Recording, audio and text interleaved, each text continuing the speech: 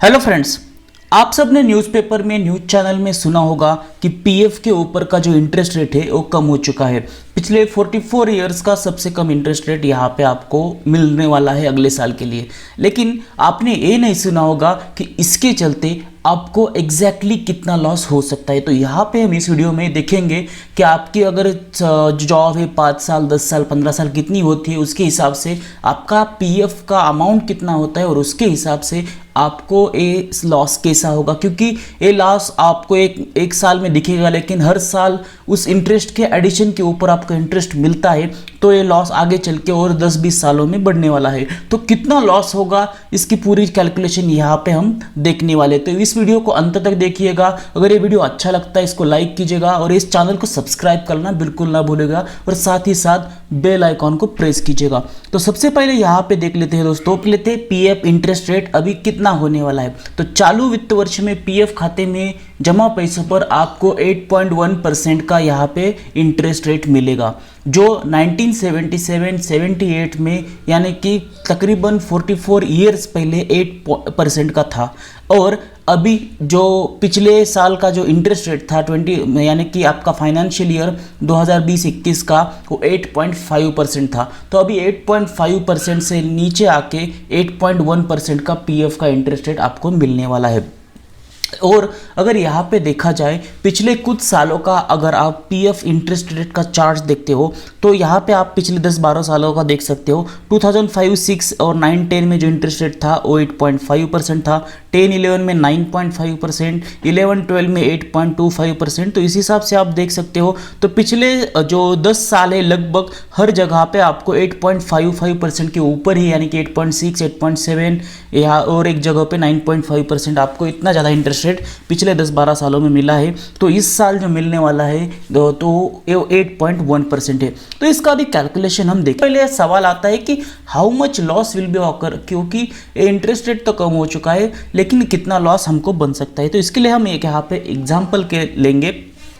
Suppose कोई mister x है, उसका जो बेसिक सैलरी है वो 15,000 रुपीज़ है, और क्योंकि हमको जो पीएफ मिलता है वो बेसिक सैलरी के ऊपर मिलता है, इसीलिए यहाँ पे मैंने जो टोटल सैलरी यानी कि basic plus HRA plus DA plus TA plus allowances जो सारा मिला के आपका सीटीसी बनता है वो यहाँ पे देखने की ज़रूरत नहीं है। तो आपका जो बेसिक सैलरी है उसके ऊपर आपका पीएफ बनेगा और उसके हिसाब से आपको कैलकुलेशन करना होगा। तो जो मिस्टर एक्स है उसका जो बेसिक सैलरी है वो 15,000 रुपीज़ है, और जो एक्सपीरियंस है अगर उसका 5 ईयर्स का यहाँ पे आप देख सकते हो। और कैलकुलेशन कैसी होती है, जो भी आपकी बेसिक सैलरी है रुपीज़ है, और आप सबको पता है कि जो भी आपकी बेसिक सैलरी है उसके ऊपर 12% या एम्प्लॉयर का या और 12% एम्प्लॉय का यानी कि खुद का यहाँ पे जो पीएफ कटता है। तो जो एम्प्लॉय यानी कि मिस्टर एक्स का जो अमाउंट जाएगा कट होगा वो 1800 रुपीज़, क्योंकि वो 12% ऑफ 15,000 है। और जो एम्प्लॉयर का पीएफ है वो 12%, उसमें से आपको दो डिफरेंट यहाँ पे अमाउंट होते हैं, यानी कि 8.33% ईपीएस में जाता है और 3.66% ईपीएफ में जाता है। दोस्तों, अगर आप अपना खुद का पासबुक ईपीएफओ का चेक करते हो तो वहाँ पे आपको 3 डिफरेंट कॉलम दिखेंगे, 3 डिफरेंट कॉलम रहेंगे।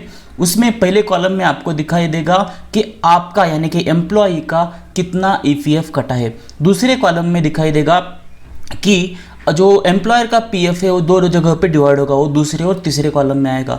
तो जो दूसरे कॉलम में दिखाई देगा वो आपका 3.66% जो जाता है ईपीएफ एम्प्लॉयर का वो वहाँ पे होगा, और जो लास्ट कॉलम होगा उसमें आपको एम्प्लॉय पेंशन स्कीम ईपीएस यानी एम्प्लॉय पेंशन स्कीम में जाता है, जिसके ऊपर ब्याज नहीं मिलता, जिसका जो अमाउंट है वो अलग से कैलकुलेशन होता है और जो इसकी आपको पेंशन मिलती है। तो इसका एक वीडियो मैंने बनाया है, ईपीएफ पेंशन किस तरीके से और कितनी मिलती है उसका पूरा कैलकुलेशन दिया हुआ है, तो आप वो भी वीडियो मेरे चैनल के ऊपर देख सकते हो। तो यहाँ पे जो इंपॉर्टेंट चीज़ है कि आपको जो इंटरेस्ट मिलने वाला है वो ईपीएफ के ऊपर मिलने वाला है। तो ईपीएफ में आपका 3.66% एम्प्लॉयर का और एम्प्लॉय का 1800 रुपये यानी कि 12%। तो ये टोटल अमाउंट जो पर मंथ ईपीएफ में जाएगी वो है 2,350 रुपीज़। और जो ईपीएफ का जो टोटल अमाउंट अगर एक साल का कैलकुलेट करते हो वो है 28,200 रुपीज़। तो दोस्तों अगर मिस्टर एक्स की सर्विस 5 साल की हुई है और मान के चलते यहाँ पे दो अजम्पशन है, एक है कि वो थ्रू आउट द 5 ईयर्स उसका बेसिक 15,000 है और दूसरा है एवरेज जो मैंने यहाँ पे इंटरेस्ट कैलकुलेट करने के लिए किया है वो 8.5% से किया है। क्योंकि दोस्तों हर साल जैसे आपकी सैलरी में इंक्रीमेंट होती है तो बेसिक में थोड़ी बढ़ोतरी होती है और CTC बढ़ती है, इसीलिए यहाँ पे जो हमने कंसिडरेशन किया है कि हर 5-6 साल उसका जो बेसिक है वो 15,000 रुपीज़ है। तो पहले साल के स्टार्ट में 0 रुपीज़ उसके खाते में थे, साल के एंड तक फर्स्ट ईयर के एंड में जो अमाउंट जमा हुई वो 28,200 रुपीज़ हुई और उसके ऊपर अगर 8.5% का इंटरेस्ट लगाते हैं तो वो होती है 2,397 रुपीज़ और टोटल अमाउंट उसके अकाउंट में एक साल के बाद इंटरेस्ट जमा होने के बाद मिलती है वो है 30,597 रुपीज़। तो सेकेंड ईयर के स्टार्ट में उसके अकाउंट में 30,597 रुपीज़ है, उसके ऊपर वो पूरे साल में उसको जो अमाउंट मिलने वाली है वो 30,597 प्लस 28,200 जैसे कि हमने स्टार्ट में कैलकुलेट किया था। तो और उसके ऊपर जो इंटरेस्ट मिलेगा वो 4,998 रुपीज़। तो मिला के दूसरे साल के एंड में जो अमाउंट बनती है वो 63,795 रुपीज़ मिलती है। तो दोस्तों एक बात यहाँ पे देख लीजिएगा, अगर कभी भी आपका इंटरेस्ट कम होता है क्योंकि वो सारी एडिशन हर साल के एडिशन में जाती है और उसके ऊपर आपको इंटरेस्ट मिलता है, इसीलिए अगर एक साल में आपका इंटरेस्ट कम हो गया तो अगले 10 सालों तक उसका इम्पैक्ट मिलने वाला है। तो जो भी आपका लॉस होगा वो सिर्फ एक साल का नहीं होगा, जब तक आपका EPFO का अकाउंट है तब तक उसमें एडिशन आपकी होती है और उसके ऊपर इंटरेस्ट मिलता है, उसमें आपका लॉस बनने वाला है। तो तीसरे साल के एंड में यहाँ पे देखते हैं कि जो टोटल अमाउंट है वो 99,735 रुपीज़ है और फोर्थ ईयर में जो इंटरेस्ट बनता है वो 10,874 रुपीज़ बन रहा है और जो अमाउंट है टोटल फोर्थ ईयर के एंड में वो 1,38,809 रुपीज़ है।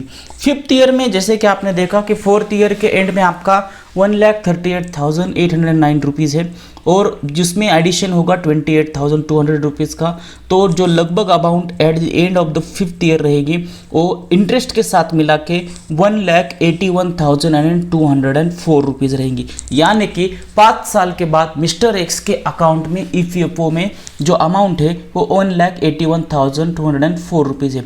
उसके ऊपर अगर देखा जाए तो पिछले इंटरेस्ट रेट 8.55, 8.6, 8.7, 9.5 तक थे। अगर मान के चलते हैं कि वो अमाउंट पे अगर इस साल भी 8.5% का इंटरेस्ट रेट बनता तो उसको जो अमाउंट मिलने वाली थी इंटरेस्ट की वो 15,402 रुपीज़ एक्स्ट्रा उस पर ऐड हो जाएंगे। लेकिन जो प्रीवियस इंटरेस्ट रेट है, जो अगले आने वाला इंटरेस्ट रेट है वो 8.8% है और उसके हिसाब से अगर देखा जाए तो अमाउंट जो मिलने वाली है वो है 14,677 रुपीज़। तो डिफरेंस जो बन रहा है उसके अमाउंट में वो 725 रुपीज़ का यहाँ पे बन रहा है और ये डिफरेंस इस साल के लिए है क्योंकि आगे आने वाले सालों में इसका एडिशन होगा और जिसके चलते जितने भी साल का EPFO का अमाउंट है उसमें उसको टोटल अमाउंट जो लॉस होगा वो ज़्यादा होता रहेगा। इसीलिए यहाँ पे हम देखते हैं कि 725 रुपीज़ तो बहुत ज़्यादा नहीं है, लेकिन over the period of 10-20 years ये ज़्यादा अमाउंट बन सकती है।